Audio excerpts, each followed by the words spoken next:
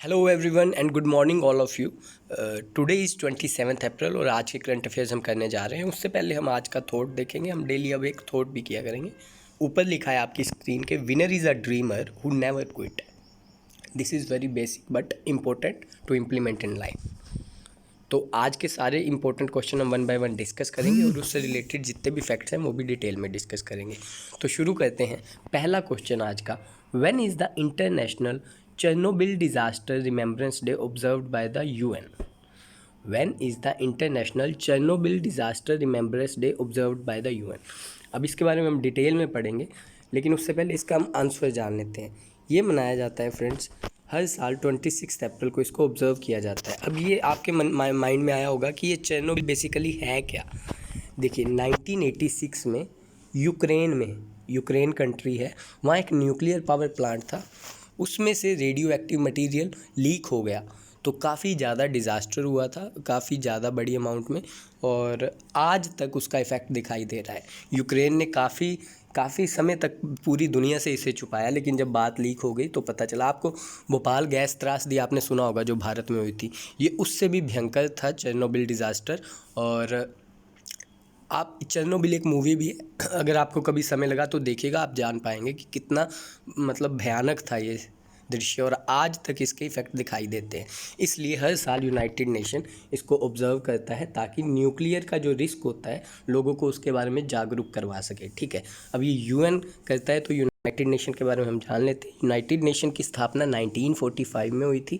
इसका हेडक्वार्टर है न्यूयॉर्क में और इसके सेक्रेटरी जनरल हैं एंटोनियो गुटरेस। कौन है? Antonio Guterres. ठीक है फ्रेंड्स, तो ये चीज़ आप माइंड में रखिएगा। और रही बात डेज़ वाले क्वेश्चंस की, मैंने आपको बताई है 30th को हम अप्रैल के सारे इंपॉर्टेंट डेज़ की एक वीडियो अलग से बनाएंगे सो दैट हमें रिवाइज हो जाए। तो आज का दिन आपको माइंड में रखना है, ये उसके बारे में डिटेल है जो मैंने आपको बताया। तो 1986 में हुआ था ये डिज़ास्टर, मैंने आपको बता ही दिया। Let's move to our next question which is, who has been appointed as CVC? CVC क्या होता है? Central vigilance commissioner. हमें बताना है अभी अभी सेंट्रल विजिलेंस कमिश्नर किसे नियुक्त किया गया है। नीचे 4 ऑप्शन दिए गए हैं और आपको तस्वीर भी दी गई है। ये किसकी तस्वीर है? 4 ऑप्शन में से बी ऑप्शन है जो संजय कोठारी, उन्हीं की ये तस्वीर है, और इन्हें अभी अभी सेंट्रल विजिलेंस कमिश्नर चुना गया है। अब ये सेंट्रल विजिलेंस कमिश्नर का काम क्या होता है? बेसिकली सरकार जितने भी काम करती है फाइनेंस को लेके, पैसों का आदान प्रदान, स्कीमों में लगाना, नई नई योजनाओं को इम्प्लीमेंट करना, ये हर साल रिपोर्ट निकालती है कि कहीं उसमें करप्शन तो नहीं हुआ। तो काफ़ी ही इम्पोर्टेंट ये प्रोफाइल है, पोस्ट है, तो उसी में इनकी नियुक्ति हुई है और ये एग्ज़ाम में क्वेश्चन बनता है। वेरी वेरी इंपॉर्टेंट, माइंड में रखिएगा। The new CVC is Sanjay Kothari और इसकी अपॉइंटमेंट की है प्रेसिडेंट ऑफ इंडिया ने। ठीक है, तो ये आप माइंड में रखिएगा क्वेश्चन। बढ़ते हैं हम आज के नेक्स्ट क्वेश्चन पे जो है, the state district management authority of which state has launched कोविड-19 दृष्टि पोर्टल?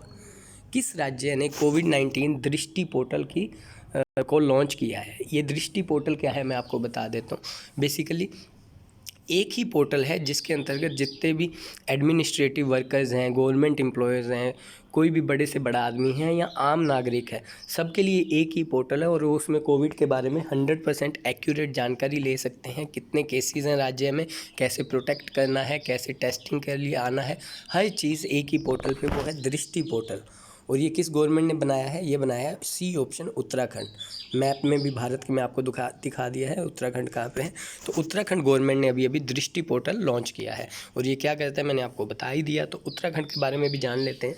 उत्तराखंड की कैपिटल है देहरादून, वहाँ के सीएम का नाम है त्रिवेंद्र सिंह रावत और वहाँ की गवर्नर है बेबी रानी मौर्य। ठीक है, उत्तराखंड से एक इम्पोर्टेंट क्वेश्चन और बनता है कि जिम कॉर्बेट नेशनल पार्क जो कि उत्तराखंड में ही है, वो भारत का सबसे पुराना नेशनल पार्क है। ये भी याद रखो, सबसे पुराना नेशनल पार्क है। और ये भी चीज़ आपको याद रखनी है कि उसका पहले नाम था हेले नेशनल पार्क। क्या था? हेले नेशनल पार्क, और इसकी स्थापना हुई थी 1936 में। ये एक एक्स्ट्रा फैक्ट था जो मैंने आपसे डिस्कस कर दिया। Let's move to our next question which is, in April India participated in a video conference of SAARC health ministers, which country hosted conference? अभी अभी सार्क की जितने भी मेंबर्स हैं उन सभी का वीडियो कॉन्फ्रेंस के द्वारा हेल्थ मिनिस्टर का मीटिंग हुई है। तो हमें बताना है कि वो होस्ट किसने की। 4 ऑप्शन है आपके सामने, बांग्लादेश, नेपाल, पाकिस्तान, इंडिया। तो इसका सही उत्तर है पाकिस्तान। जी बिल्कुल, पाकिस्तान ने अभी अभी सार्क मेंबर्स की मीटिंग रखी है फाइनेंस मिनिस्टर्स की, और इंडिया ने भी उसमें पार्टिसिपेट किया है, इसलिए ये इंपॉर्टेंट क्वेश्चन बनता है। अब सार्क के बारे में हमें बहुत सारा जानकारी होनी चाहिए। सार्क की फुल फॉर्म सबसे पहले आप लिख लीजिए। सार्क की फुल फॉर्म है south Asian association of regional cooperation. क्या है? South Asian association of regional cooperation. इसकी स्थापना हुई थी 1985 में, और इसका हेडक्वार्टर है काठमांडू में। कहाँ है? काठमांडू, नेपाल में। और इसके बारे में एक चीज़ और याद रखनी है कि ये सार्क 8 मेंबर्स का है। कितने? 8 मेंबर्स। अब ये 8 मेंबर्स को याद रखने की मैं आपको ट्रिक बता रहा हूँ जो आप कभी लाइफ में नहीं भूलोगे। देखो, MBBS करना टफ होता है, तो जो भी स्टूडेंट MBBS करते हैं उन्हें पेन होती है, तो आपको बस ये लाइन याद रखनी है, MBBS पेन। क्या लाइन याद रखनी है? MBBS pen.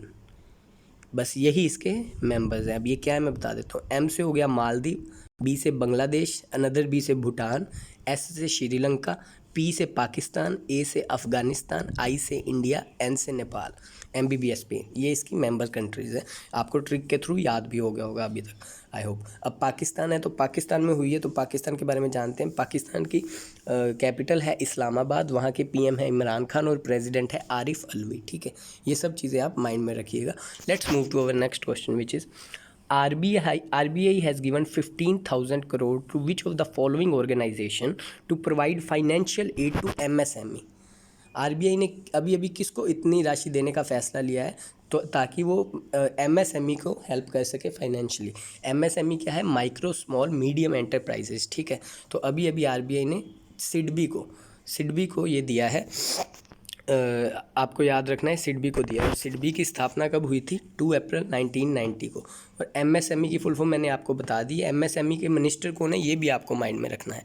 MSME के मिनिस्टर हैं मिस्टर नितिन गडकरी, जो हमारे रोड एंड ट्रांसपोर्ट मिनिस्टर भी हैं। ठीक है, ये सब डिटेल याद रखना। अब RBI है, तो RBI की स्थापना हुई थी 1935 में।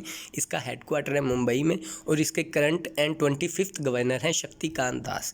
ये सारी चीज़ें आप माइंड में रखिएगा। ठीक है, बढ़ते हम अपने नेक्स्ट क्वेश्चन पे आज के। Graeme Watson passed away recently, who was he? अभी अभी ग्रेम वाटसन का निधन हुआ है, ये कौन थे? 4 ऑप्शन है आपके सामने, और तस्वीर भी लगी है। तस्वीर से आपको इजीली आइडेंटिफाई हो जाएगा कि ये क्रिकेटर थे। तो ये ग्रेम वाटसन ऑस्ट्रेलिया के एक बहुत ही अच्छे क्रिकेटर थे, ऑलराउंडर थे, बिल्कुल शेन वाटसन जो भी करंट है उनकी तरह। और ये ऑलराउंडर थे, ऑस्ट्रेलिया के क्रिकेटर थे। और आपको यही याद रखना है कि ऑस्ट्रेलिया के थे और क्रिकेटर थे, यही एग्जाम में क्वेश्चन बनेगा। इससे ज़्यादा आई डोंट थिंक कि कोई क्वेश्चन बनेगा। ग्रेम वाटसन क्या थे, यही बनेगा। तो ये क्रिकेटर थे। अब ऑस्ट्रेलिया से थे, ऑस्ट्रेलिया के बारे में जान लेते हैं। ऑस्ट्रेलिया की कैपिटल है कैनबेरा, और वहाँ के PM का नाम है स्कॉट मॉरिसन। क्या है? Scott Morrison. तो ये चीज़ें माइंड में रखिएगा। Let's move to our next question which is Who launched the new COVID-19 emergency fund for South Asian nations as the founding patron of the British Asian Trust। नीचे दिए गए 4 option में से किसने साउथ एशियन एमरजेंसी फंड देने का फैसला लिया है, क्योंकि उसने ब्रिटिश एशियन ट्रस्ट की स्थापना की थी और उसका वो फाउंडिंग मेंबर है। तो ये मैं आप सबको बता देता हूँ क्या हुआ था। 2007 में प्रिंस चार्ल्स, जी हाँ, ए ऑप्शन, प्रिंस चार्ल्स ने 2007 में साउथ एशियन नेशन के लिए एक हेल्पिंग फंड बनाया था, एक ट्रस्ट बनाई थी, जिसमें वो क्या करते थे, जितने भी साउथ एशियन नेशन है, जैसे कि श्रीलंका, इंडिया, पाकिस्तान, बांग्लादेश, इन सब के लिए जितने भी वहाँ पॉवर्टी के लोग हैं उनके लिए हेल्प करना, मतलब पॉवर्टी को दूर करना, डिसीज़ को दूर करना, उसके लिए एक ट्रस्ट बनाया था और वो हमेशा हेल्प करते थे। तो वो फाउंड की थी प्रिंस चार्ल्स ने। कब की थी? 2007 में। ये तस्वीर में प्रिंस चार्ल्स हैं अपनी वाइफ के साथ, और ये हैं क्वीन एलिज़ाबेथ 2। ठीक है, क्वीन एलिज़ाबेथ 2 कहते हैं इन्हें। ये हैं, ये अभी दोनों ज़िंदा हैं। और ये क्वेश्चन का आंसर है ए ऑप्शन, प्रिंस चार्ल्स। तो ये सब चीज़ें आप माइंड में रखिएगा। Let's move to our next question which is which of the following has become the first state to have the requisite infrastructure in all courts for hearing cases through video conference. हमें बताना है भारत के किस राज्य ने जितने भी case हैं सबको वीडियो कॉन्फ्रेंस के थ्रू हैंडल करने का इंफ्रास्ट्रक्चर तैयार कर लिया है। मतलब जितने भी केसेस होंगे उनकी सुनवाई वीडियो कॉन्फ्रेंस के थ्रू भी हो सकती है एज एन ऑप्शन, अगर आप चाहें तो ये पहला राज्य बना है उत्तर प्रदेश, बी ऑप्शन। उत्तर प्रदेश के पास अब ये सब का इंफ्रास्ट्रक्चर है, केस चाहे बड़ा हो चाहे छोटा, वो वीडियो कॉन्फ्रेंस के ज़रिए पूरे उत्तर प्रदेश में सुनवाई उसकी हो सकती है। तो ये माइंड में रखना है। अब ये उत्तर प्रदेश है तो उत्तर प्रदेश की कैपिटल है लखनऊ और उसके सीएम का नाम है योगी आदित्यनाथ और वहाँ की गवर्नर है आनंदीबेन पटेल। ठीक है, ये सब चीज़ें माइंड में रखिएगा। और अगर वीडियो अच्छी लग रही है तो प्लीज़ चैनल को सब्सक्राइब करें और लोगों में शेयर करें। Let's move to our next question which is who among the following will head the national shipping board in 2020। हमें बताना है कि अभी 2020 में नेशनल शिपिंग बोर्ड का हेड नियुक्त किया गया है, वो किसे किया गया है। 4 ऑप्शन है आपके सामने और इसका सही उत्तर है बी ऑप्शन, मालिनी शंकर। जी हाँ, मालिनी शंकर को अभी अभी नेशनल शिपिंग बोर्ड का हेड चुना गया है। इसके बारे में थोड़ा डिटेल में पढ़ लेते हैं अगली स्लाइड में।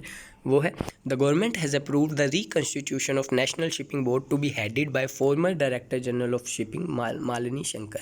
ये फॉर्मर डायरेक्टर जनरल रही हैं नेशनल शिपिंग बोर्ड की और अभी इन्हें हेड चुना गया है। ठीक है, ये चीज़ माइंड में रखनी है। और सेकंड आपको ये रखना है कि अभी कौन है डीजी ऑफ शिपिंग है अभी अमिताभ कुमार, जॉइंट सेक्रेटरी है सतिंदर पाल सिंह। ठीक है, तो ये सब इंपॉर्टेंट नाम है, लेकिन मालिनी शंकर सबसे इंपॉर्टेंट करंट अफेयर में इसलिए बनता है क्योंकि इन्हें अभी अभी अप्रैल में नियुक्त किया गया है। तो let's move to our next question which is Which of the following has successfully launched a set of new batch of 60 Starlink satellite into orbit? हमें बताना है Which of the following has successfully launched a set of new batch of 60 Starlink satellite? 60 Starlink satellite orbit में launch करने वाला नीचे में से कौन सी ऑर्गेनाइजेशन है। 4 ऑप्शन है आपके सामने और इसका सही उत्तर है स्पेस एक्स। जी हाँ, स्पेस एक्स ये प्राइवेट है, एलन मस्क है इनके फाउंडर, 2002 में इन्होंने फाउंड की थी। आपने नाम सुना होगा टेस्ला कंपनी का। जी बिल्कुल, टेस्ला कंपनी के ही ओनर हैं ये एलन मस्क और इन्होंने अभी अभी 60 छोटी छोटी सैटेलाइट्स को ऑर्बिट में लॉन्च किया है सो दैट वो ऊपर स्पेसशिप में भी वो इंटरनेट यूज़ कर सकें या अलग अलग खोज करने के लिए। तो उन्होंने ये अभी अभी लॉन्च किया है 60 स्टारलिंक सैटेलाइट। ये किया है स्पेस एक्स कंपनी का नाम है, जो कि एलन मस्क के द्वारा फाउंड की गई थी 2002 में। ठीक है, और बढ़ते हैं हम अपने नेक्स्ट क्वेश्चन। इसकी डिटेल थोड़ी पढ़ लेना आप। ये है space x successfully launch a new batch of 60 Starlink satellite into orbit on 20। वही जो मैंने आपको बताया है, यही चीज़ लिखी है, इसमें कुछ अलग नहीं लिखा है। तो आज का क्वेश्चन है युद्ध अभ्यास military exercise was held between which 2 countries. आपको बताना है युद्ध अभ्यास मिलिट्री एक्सरसाइज किन 2 देशों के बीच होती है, आपको मुझे कमेंट बॉक्स में बताना है।